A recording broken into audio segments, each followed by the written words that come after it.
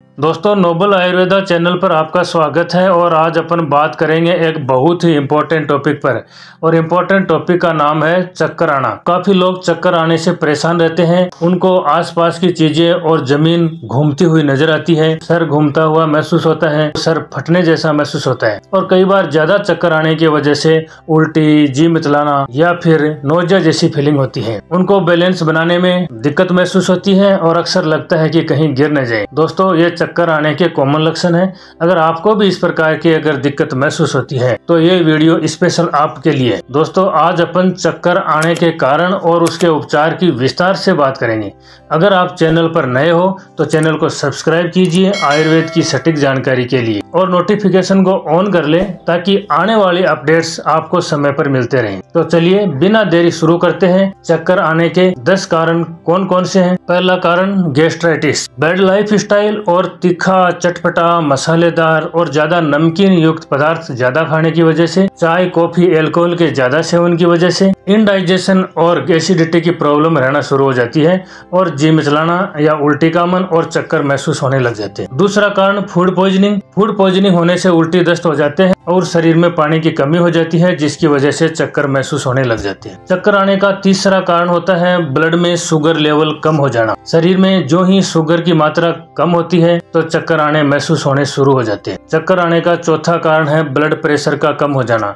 जो ही blood pressure कम होता है चक्कर आने शुरू हो सकते हैं। बीपी कम होने के कारण और उपचार के बारे में हमने ऑलरेडी एक वीडियो बना रखा है जिसका लिंक डिस्क्रिप्शन में दे दिया जाएगा, जहां से आप उसको चेकआउट कर सकते हैं। चक्कर आने का पांचवा कारण है खून की कमी। शरीर में जो ही आयरन की कमी होती है, आयरन बहुल पदार्थ नहीं लेने की वजह से शरीर में खून की कमी हो जाती है जिसकी वजह से चक्कर आना शुरू हो सकते हैं। छठा कारण विटामिन B12 है। विटामिन डी और कैल्शियम की कमी से भी कई बार चक्कर आना शुरू हो सकते हैं। चक्कर आने का सातवां कारण होता है अपने कान। सभी ने यह सुना है कि कान सुनने का काम करते हैं, लेकिन कान शरीर का बैलेंस बनाने में भी बहुत काम करते हैं। कान के 3 पार्ट होते हैं, एक्सटर्नल ईयर, मिडल ईयर और इनर ईयर। इनर ईयर मतलब कान के पर्दे के अंदर की तरफ जो हिस्सा होता है उसको इनर ईयर कहते हैं। उसमें कई बार इन्फेक्शन की वजह से या फ्लूइड जमा होने से या सूजन होने की वजह से चक्कर महसूस होने लग जाते हैं। चक्कर आने का 8वां कारण सर्वाइकल प्रॉब्लम। सर्वाइकल प्रॉब्लम की वजह से गर्दन के आसपास की नर्व पर कंप्रेशन होता है और जिसकी वजह से चक्कर आने शुरू हो जाते हैं। सर्वाइकल प्रॉब्लम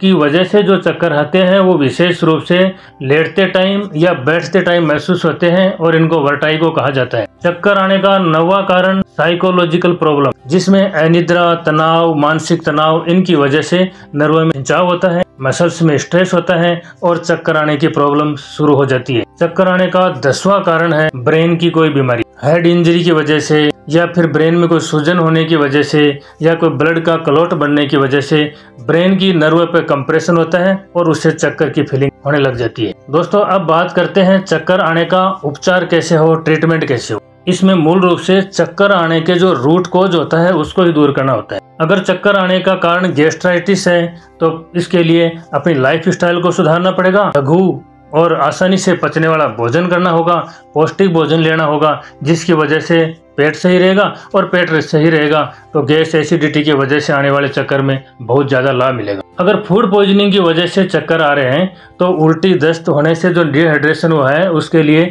बार बार पानी पिए, संतरे का जूस लें, नींबू रस लें या नारियल पानी का सेवन करें या इलेक्ट्रोलाइट घोल लें जिसकी वजह से इलेक्ट्रोलाइट इम्बैलेंस ठीक होगा और चक्कर भी आने कम हो जाएंगे। शुगर लेवल कम होने से अगर चक्कर आ रहे हैं तो शुगर टेस्ट करवा करके और मधुर पेय पदार्थों का सेवन करना चाहिए। ब्लड प्रेशर कम होने की वजह से अगर चक्कर आ रहे हैं तो पर्याप्त पानी लें, पौष्टिक भोजन लें, एक्टिव रहें, एक्सरसाइज वगैरह करें जिससे बीपी नॉर्मल होगा और चक्कर आने की समस्या से निजात मिलेगी। खून की कमी से अगर चक्कर आ रहे हैं तो ऐसा भोजन लें जिनमें आयरन ज्यादा हो, जैसे हरी सब्जियां, हरी पत्तेदार सब्जियां, हरी, लाल और काली चीजें खून बढ़ाने वाली होती हैं, इनका पर्याप्त सेवन करें और जो ही खून बढ़ेगा, नॉर्मल होगा, चक्कर आने भी कम हो जाएंगे। विटामिन डी, कैल्शियम की कमी से अगर चक्कर आते हैं तो दूध और दूध से बनी हुई चीजों का सेवन करना चाहिए। सुबह सुबह धूप का सेवन जरूर करना चाहिए। विटामिन B12 की कमी से अगर चक्कर आते हैं तो मक्का में विटामिन B12 बहुत ज्यादा मात्रा में होता है, वो खाइए और हरी सब्जियों में हरी सब्जियों में ब्रोकली और पालक में भी विटामिन B12 पर्याप्त मात्रा में होता है, उनका सेवन करना चाहिए।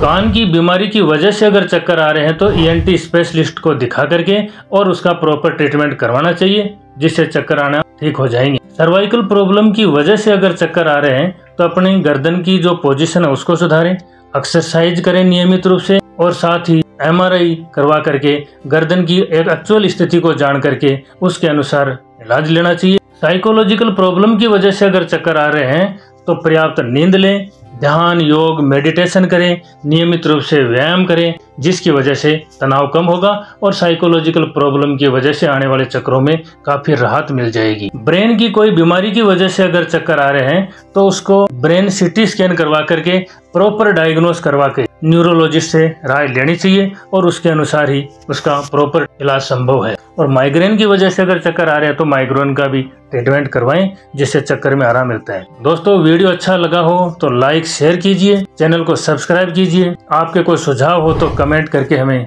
जरूर बताएं। Thank you.